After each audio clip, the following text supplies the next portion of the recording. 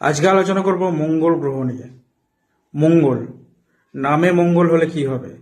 এই মঙ্গলের মধ্যে লুকিয়ে থাকে অমঙ্গল।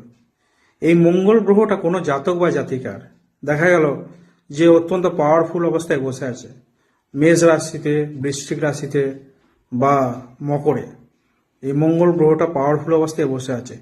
কিন্তু তার সাথে যদি কোনোভাবে রাহু গ্রহটা যদি যুক্ত হয়ে যায়, অর্থাৎ রাহু আর মঙ্গল যদি একসাথে বসে যায়, সেক্ষেত্রে সেই জাতক বা জাতিকাকে একবার না একবার বা একাধিকবারও হয়ে যায় দুর্ঘটনায়, তাকে কিন্তু দুর্ঘটনার কবলে কিন্তু তাকে কিন্তু পড়তে হয়। এই রাহু আর মঙ্গল, অর্থাৎ মঙ্গল অত্যন্ত পাওয়ারফুল অবস্থায় বসে আছে, তার সাথে রাহু যুক্ত হয়ে গেল। দেখা গেল মঙ্গল গ্রহটা একাদশে বসে আছে, মেষ রাশিতে বসে আছে, লাভ স্থানে বসে আছে, কিন্তু রাহুর সাথে যুক্ত হয়ে গেল। কিন্তু সেই অবস্থা থাকলেও তাকে কিন্তু দুর্ঘটনার শিকার অবশ্যই হতে হয়।